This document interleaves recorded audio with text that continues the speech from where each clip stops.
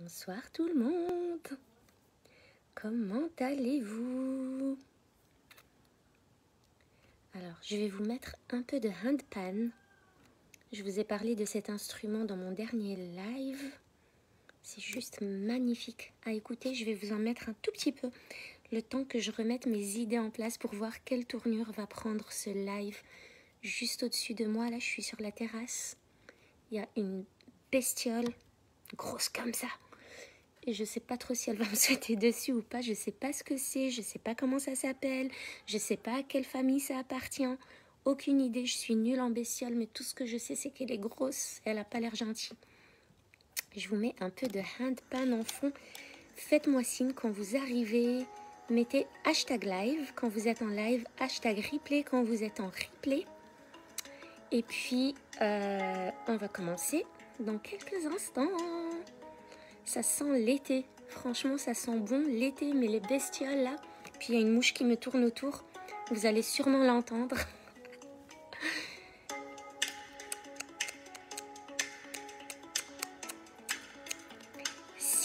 Hey, Bouchra! Si vous ne connaissez pas le handpan, c'est vraiment un instrument à découvrir. C'est juste magnifique. C'est génial, c'est reposant. C'est serein, c'est beau, c'est apaisant. C'est vraiment le genre de musique que je pourrais avoir toute la journée, pendant que je travaille, pendant que je suis avec les enfants. Est-ce que vous entendez? Est-ce que tu entends, Bouchra? J'ai l'ordi à côté, c'est pour ça que je regarde par là.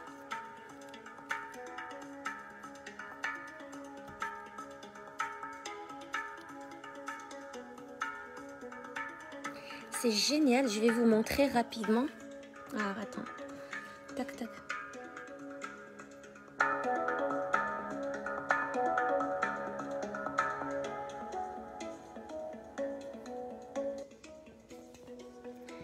C'était marrant parce que quand on était dans le sud de la France l'année dernière, du coup, il y avait un monsieur qui jouait comme ça dans la rue et ça nous a vraiment attirés, ça nous a hypnotisés.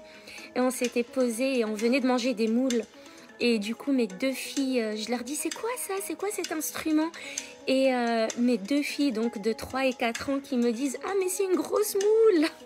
C'est vrai que la forme, ça ressemble vraiment, vraiment à une grosse moule. Et j'ai trouvé ça tellement adorable qu'elles fassent le rapprochement. On venait de manger des moules et du coup, voilà. Ok, Bouchra, ben c'est top. Alors, le handpan, quelque chose à découvrir. Bon, les filles. Ce que je voulais vous dire aujourd'hui, je ne sais pas trop quelle tournure va prendre ce live parce que j'ai pas vraiment mis mes idées au clair avant de parler avec vous aujourd'hui, mais c'est pas grave. En tout cas, j'ai quelque chose d'important à partager. Comme je suis dehors, vous allez me voir me gratouiller là, les bestioles partout. Alors, ce que je voulais vous dire, c'est que l'une des plus grosses erreurs qu'on fait, d'accord, et que j'aimerais vous éviter, hein, tant qu'à faire, c'est que souvent, on va suivre la masse. On va baser nos choix sur les choix de la masse. Par exemple, au lycée, eh bien, quand on va devoir choisir nos spécialités ou ce qu'on veut faire à la fac, on va se dire « Ah tiens, ma copine, elle fait ça, ben, du coup, je vais partir là. Ma copine, elle va prendre cette spécialité, du coup, je vais prendre cette spécialité. » Vous savez, on a été conditionnés à ne pas réfléchir par nous-mêmes, en fait. On a été conditionnés à chercher la reconnaissance des autres, l'amour des autres, à chercher à nous intégrer à un groupe de personnes, à tel point que même nos choix de vie se font en fonction des autres. D'accord? Du coup, ce que j'ai remarqué, c'est qu'aujourd'hui, en tant qu'adulte, quand on a un souci, quand on a un challenge, moi j'aime pas trop appeler ça problème, dorénavant, ce qui serait bien, c'est de les appeler des épreuves, des challenges, des défis dans votre vie. Donc, ce que j'ai remarqué, c'est que quand vous avez des challenges, quand on a des challenges, par exemple, un burn-out, une déprime, une dépression, une maladie, un problème dans nos relations, un problème dans l'éducation, des enfants, un problème point de vue professionnel, un problème, peu importe, un problème qui nous pèse dans notre vie, point de vue organisation, la maison, les relations, le couple, la famille, les amis. Quand on a un problème, on a tendance à commettre cette erreur d'aller chercher un groupe de personnes qui a le même problème que nous. Et du coup, on va se rapprocher de ce groupe de personnes qui a le même problème que nous, que ce soit virtuellement ou en présentiel, des vraies connaissances ou sur des groupes Facebook, peu importe. Mais on a tendance à aller chercher les personnes qui ont les mêmes soucis que nous. Comme ça, automatiquement, on va se sentir rassuré parce que il y a des personnes qui sont comme nous et qui vivent les mêmes challenges. Donc ça va, c'est normal, on est prêt à supporter l'insupportable juste parce qu'un groupe de personnes vit la même chose que nous. Est-ce que ça vous arrive du coup? Pour moi, c'est une grosse erreur de faire ça. Parce que qui on est et comment on fonctionne et comment on réfléchit et ce qu'on fait dans notre vie dépend grandement de l'environnement social qu'on décide de côtoyer, qu'on décide d'avoir, qu'on décide des personnes qu'on décide de laisser rentrer dans notre vie. Donc, laisser rentrer des personnes dans notre vie ne veut pas dire forcément les laisser rentrer dans notre maison. D'accord? Là, surtout en ce moment, on est beaucoup plus sur les réseaux sociaux, à sociabiliser sur les réseaux sociaux plutôt qu'en réalité, que dans la vie réelle. Donc, c'est les réseaux et la vie réelle, c'est exactement pareil. Donc, les personnes que vous côtoyez, même que sur Facebook ou sur LinkedIn ou sur Instagram ou sur Twitter ou peu importe ce que vous avez comme réseau social, c'est des personnes qui vont vous impacter grandement dans votre vie. Et quand vous avez un challenge et que vous décidez d'aller chercher les personnes qui ont les mêmes challenges que vous, ça ne vous rend pas service. Parce que quand vous êtes en dépression et que vous parlez tous les jours avec des personnes en dépression, ça ne va pas vous sortir de votre dépression. Quand vous avez des problèmes relationnels ou dans l'éducation des enfants et que vous êtes sur des groupes de mamans déprimées qui sont prêtes à taper sur les enfants tellement elles en ont marre, ça ne va pas vous rendre service. Quand vous avez un problème pour la création de votre entreprise ou la gestion de votre entreprise et que vous êtes sur un groupe que de gens qui ont des problèmes, les mêmes problèmes que vous, ça ne va pas vous rendre service. Mais c'est naturel en fait de faire ça parce qu'on cherche un peu à se rassurer, on cherche du soutien de l'extérieur. Alors, ça va vous rassurer sur le coup. Mais en fait, votre cerveau, qu'est-ce qu'il se dit?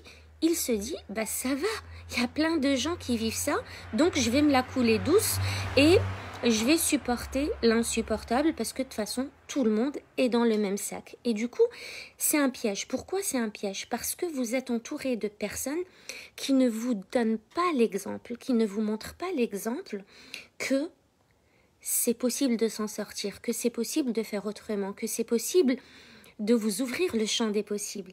C'est des personnes qui ne vous laissent pas faire part de créativité pour vous en sortir. C'est des personnes qui vous confortent dans l'idée que vous vivez ça et puis ça va rester comme ça et puis il n'y a pas de solution et puis ça va passer, mais ça ne dépend pas de vous, ça dépend des circonstances extérieures. Vous êtes avec des personnes qui sont dans la victimisation parce que les personnes qui ne sont pas dans la victimisation et qui sont responsables ne sont pas sur ces groupes-là.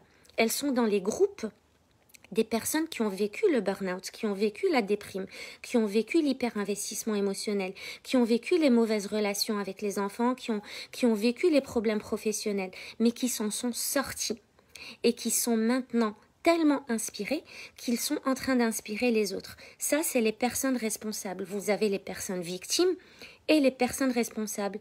Les personnes victimes vont rester là à s'apitoyer sur leur sort, à se plaindre, mais sans passer à l'action pour transformer leur vie ou pour changer les choses. Les personnes responsables vont directement aller chercher la solution, les actions qu'elles peuvent mettre en place pour changer leur vie. Vivre dans l'inconfort, oui, vous allez pouvoir vous adapter. on s'ajuste à tout. L'être humain est fait pour s'adapter à toute situation. Donc on est fait pour nous adapter à l'inconfort. Mais c'est pas parce qu'on s'adapte à une situation qui nous est inconfortable que ça veut dire qu'on est bien là où on est. Vous comprenez? Et tant que vous côtoyez les personnes qui sont dans les mêmes problèmes que vous, c'est un peu comme venir chercher la légitimisation de ce que vous vivez. C'est un peu, pour moi, hein, tout ce que je vous dis dans mes lives, ça n'engage que moi, ça ne tient qu'à moi. C'est vraiment mon humble avis, c'est mon avis, d'accord? Et quand vous dites votre avis, il ne peut pas être faux ou juste, c'est votre avis. Donc là, c'est mon avis. Les personnes, par exemple, qui vont commettre un acte illégal, quelque chose d'illégal, ou même des personnes qui ne vont pas respecter des règles de vie, ou des personnes qui ne vont pas respecter le code de la route, par exemple. Hein. Donc, des personnes qui vont être dans l'illégal. Ces personnes-là, quand vous leur dites que c'est pas bien ce qu'elles font, elles vont toujours venir minimiser leur action en essayant de vous dire « mais non, mais ça va, tout le monde le fait ». Donc en fait, l'être humain, naturellement, vient chercher à se légitimiser, à légitimiser ses actions sous l'excuse, derrière l'excuse du « tout le monde le fait ». C'est pas grave, tout le monde le fait. Mais en fait, c'est pas parce que tout le monde fait quelque chose ou tout le monde vit quelque chose qui ne vous convient pas que ça veut dire que c'est ok pour vous de le faire ou de le vivre. Donc là, on est dans la victimisation. Tout le monde le fait. Donc vous dépendez des circonstances extérieures. C'est un peu les autres qui définissent ce que vous devez faire ou non, ou ce que vous pouvez faire ou non, ou ce qui est ok à faire ou non. Et quand vous êtes dans la responsabilisation, purée, la bestiole est descendue. En train de voler là.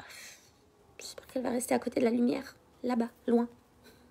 Oh my God. Quand vous êtes dans la responsabilisation, c'est vous qui décidez de ce que vous voulez faire de votre vie, peu importe ce que font les autres. Donc vous agissez dans le désir et pas dans la peur et pas juste en suivant la masse sans réfléchir. Ça, c'était mon message pour vous aujourd'hui. C'est-à-dire qu'il faut être super, super, super attentif. Elle me déconcentre. Je déteste ça. Je vais travailler sur la peur des bestioles bizarres. Donc, j'ai perdu le fil. Où est-ce que j'en étais? Quand vous vivez des situations inconfortables, la première question à vous poser, c'est est-ce que j'ai des preuves que quelqu'un a vécu la même chose, des preuves de quelqu'un qui a vécu la même chose que moi et qui en est sorti. C'était ça mon deuxième message important. Voilà, je retrouve un peu mes idées. En fait, votre cerveau cherche des preuves tout le temps. Tout le temps, tout le temps, tout le temps. Votre cerveau cherche des preuves en fonction des pensées qu'il contient. Donc, si vous avez des pensées négatives dans votre tête, le cerveau va aller chercher les preuves que vous avez raison de penser ça. Si vous avez des pensées positives dans votre tête, votre cerveau va venir essayer de prouver que vous avez raison de penser ça. En fait, votre cerveau cherchera toujours à vous prouver que vous avez raison, quoi que vous pensiez. Donc là, déjà, vous êtes responsable de ce que vous choisissez de penser dans votre tête pour que votre cerveau cherche les preuves. Pourquoi je vous parle de preuves? C'est parce que les croyances se construisent de deux façons, ou de même de plusieurs façons, mais moi je retiens deux façons importantes. La répétition et les preuves. Qu'est-ce que vous vivez? Qu'est-ce que vous voyez? Quel est votre schéma de vie? Qu'est-ce que vous avez vécu, expérimenté dans votre vie qui va former cette croyance dans votre tête? Si aujourd'hui, dans votre tête par exemple, c'est impossible de gagner de l'argent de façon éthique et fluide et facile. Demandez-vous, qu'est-ce qui dans votre vie vous a montré que c'était impossible? Qu'est-ce que vous avez vécu? Quel exemple vous avez eu dans votre vie de cet impossible-là? Parce qu'aujourd'hui, vous devez savoir que tout est possible en fait. Que tout ce que vous voulez est possible. Que tout ce que vous désirez est possible. Parce que quand vous désirez quelque chose, c'est que votre cerveau l'a imaginé, il l'a voulu. Et un cerveau ne peut pas penser à quelque chose qui est trop grand pour lui en fait. Un cerveau ne pense qu'à des choses qu'il connaît. Votre âme a déjà connu l'illimité. Donc si vous arrivez à penser à quelque chose de grand qui vous inspire et que vous voulez atteindre, c'est que votre âme l'a déjà connu et c'est qu'elle veut y retourner. Donc c'est pas impossible. Mais si mentalement vous vous dites que quelque chose est impossible, demandez-vous, est-ce que vous avez eu des exemples dans votre vie où est-ce qu'on vous a répété quelque chose qui fait qu'aujourd'hui vous ayez cette croyance. Et ça, c'est valable dans tous les domaines de votre vie. Là, j'ai pris l'exemple le plus courant des entrepreneurs du fait de gagner de l'argent de façon fluide, facile, éthique, écologique. Il y a beaucoup de personnes autour de moi qui pensent que c'est impossible. Des femmes entrepreneurs qui pensent que c'est impossible. Même des femmes que j'ai accompagnées qui pensaient que c'était impossible. Mais pourquoi elles pensent que c'est impossible aujourd'hui? Parce qu'elles ont eu un schéma d'éducation culturelle qui leur a fait croire que c'était impossible. Si toute votre vie vous avez entendu vos parents vous dire qu'il faut souffrir pour vivre, qu'il faut souffrir pour gagner de l'argent, que l'argent ça pousse pas dans des arbres et qu'on jette pas l'argent par les fenêtres parce que c'est très dur à gagner, ce genre de phrases, si vous les avez entendues et qu'en plus ça a été renforcé dans le système scolaire, que ça a été renforcé par la société, que ça a été renforcé par votre environnement social, obligatoirement vous allez y croire. Mais si vous, aujourd'hui, vous cherchez les preuves de personnes qui vivent de façon simple et fluide et qui gagnent de l'argent, beaucoup d'argent, de façon écologique et de façon éthique, si vous cherchez des exemples de ces personnes, votre cerveau va changer de perception. C'est votre environnement qui détermine ce qui est possible ou impossible. Dès lors que vous avez un exemple de quelqu'un qui a fait ce que vous voulez faire, ou ce qui vous inspire et que vous désirez atteindre, dès lors que vous avez un exemple, ça vous montre que c'est possible. Parce que, franchement, les gens qui réussissent ce que vous avez envie de réussir, les gens qui atteignent des objectifs que vous avez envie d'atteindre, n'ont absolument rien de plus que vous. Absolument rien de plus que vous et moi. Ce qui est possible pour l'un est possible pour l'autre. La seule différence, c'est ce qui se passe dans la tête. C'est cette décision. Vous êtes à un pas de l'atteinte de vos objectifs et de la réalisation de tous vos désirs. Il vous suffit d'une décision. Cette décision de changer vos pensées et d'y croire et de persévérer. No matter what. Donc, cherchez toujours, c'est ce que je vous disais par rapport au fait d'aller dans des groupes Facebook où il y a des gens qui ont les mêmes problèmes que vous. C'est pas ce genre de personnes en fait que vous voulez côtoyer. Les personnes que vous voulez côtoyer, c'est les personnes qui ont eu le même problème que vous, mais qui s'en sont sorties. C'est ces personnes-là qui vont vous montrer que ce que vous traversez est ok. C'est une flamme, certes, mais vous allez réussir à traverser la flamme. Et qu'il y a un après qui est magique derrière. C'est ça, en fait, c'est même ça le coaching. Le coaching, c'est quoi finalement? Un coach, c'est quelqu'un qui a traversé déjà ce que vous êtes en train de traverser.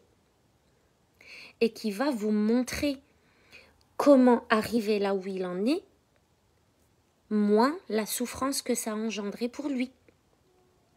Un coach, c'est une personne qui veut vous aider à aller plus loin et plus vite là où vous voulez aller en vous évitant la souffrance du chemin et la perte de temps et la perte d'énergie. Donc toute la souffrance que ça a engendré par exemple pour moi et tout le temps que j'ai perdu, ou pas perdu, dépensé, que j'ai investi à ma croissance personnelle et à mon développement personnel, grâce à ça, moi par exemple, je peux vous dire, je peux vous accompagner, je peux vous aider à aller exactement là où vous voulez aller parce que j'y suis déjà. Et j'ai traversé des choses et j'ai fait un chemin. Donc je vous aide à y aller, je marche à vos côtés. Moins la souffrance que moi ça m'a engendré quand j'étais pas accompagnée par exemple.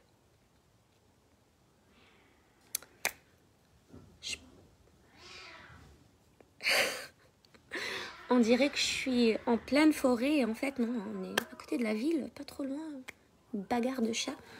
Donc voilà les amis, ça c'est franchement, votre environnement là, vos amis, vos voisins, vos collègues, votre famille, on oublie la famille, mais évidemment il y a aussi des personnes toxiques dans la famille. Il faut savoir identifier les personnes qui vous portent et qui vous tirent vers le haut et les personnes qui vous tirent vers le bas. Les relations que vous avez sont super importantes. C'est elles qui vont définir si quelque chose est possible ou impossible pour vous. Et vous n'avez vraiment pas envie de fréquenter des gens qui vous font croire que c'est impossible. C'est pas parce que ça l'a été pour eux que ça va l'être pour vous. Et en plus, rien n'est impossible. Si des personnes n'arrivent pas à faire ce qu'elles ont envie de faire, c'est pas parce que c'est impossible. Ça dépend de leur degré d'investissement. C'est tout. Ça dépend de ce qu'elles se disent dans la tête. Si elles se disent que c'est impossible, ça le sera. Si elles se disent que c'est possible, ça le sera. Tout simplement. Ça dépend de ce qui se passe dans votre tête. Ça dépend de cette pensée qui vous traverse l'esprit à chaque fois que vous pensez à votre objectif. Juste cette pensée-là, si vous arrivez à la catcher au moment où elle se présente, vous pourrez travailler dessus. Et pour ça, vous avez besoin d'intentionnalité. Vous avez vraiment besoin d'être attentive à tout ce qui vous traverse l'esprit. Vous avez besoin de calme quand vous pensez à quelque chose. N'ignorez pas ce qui se passe dans votre tête, même si ça va dans le sens opposé de celui dans lequel vous voulez aller. C'est justement cette pensée qui fait la différence. Et si vous arrivez à la choper et vous dire « Purée, pourquoi j'ai pensé ça? Pourquoi ça m'est venu en tête?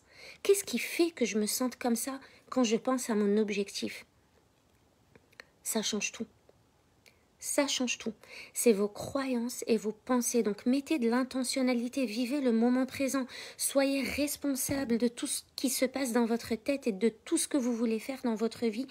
Et ne comptez jamais sur les circonstances extérieures pour gérer et piloter votre vie. Ça ne marche pas comme ça. Donc mon conseil, si je devais vous donner un conseil pour cet été et pour bien démarrer l'année 2022, c'est de commencer à faire un tri sélectif, catégorique, mais vraiment un tri dans votre entourage. Regardez la globalité de votre entourage. Est-ce que vous vous sentez bien dans votre maison? Est-ce que vous vous sentez bien sur votre lieu de travail? Qu'est-ce qui vous dérange? De quoi vous avez besoin? Comment sont vos relations? Comment vous aimeriez que vos relations soient? Est-ce que ça se passe bien avec vos collègues? Qu'est-ce qui vous dérange dans les comportements de vos collègues?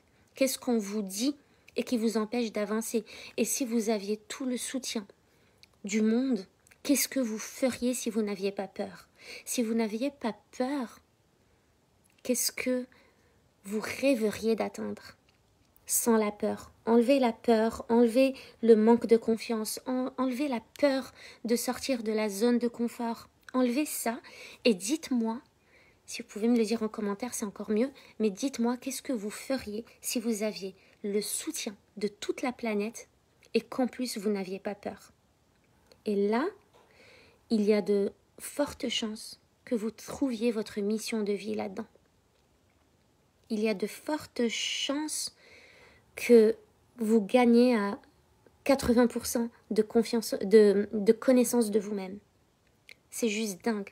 Enlevez la peur, enlevez le manque de confiance, rajoutez le soutien de tout le monde, du monde entier, et dites-moi qu'est-ce que vous feriez. Et faites le tri dans vos relations et dans votre entourage. Je vous dis à demain. Je suis trop contente, elle m'est pas tombée dessus. Sacrée bestiale. Ciao, ciao.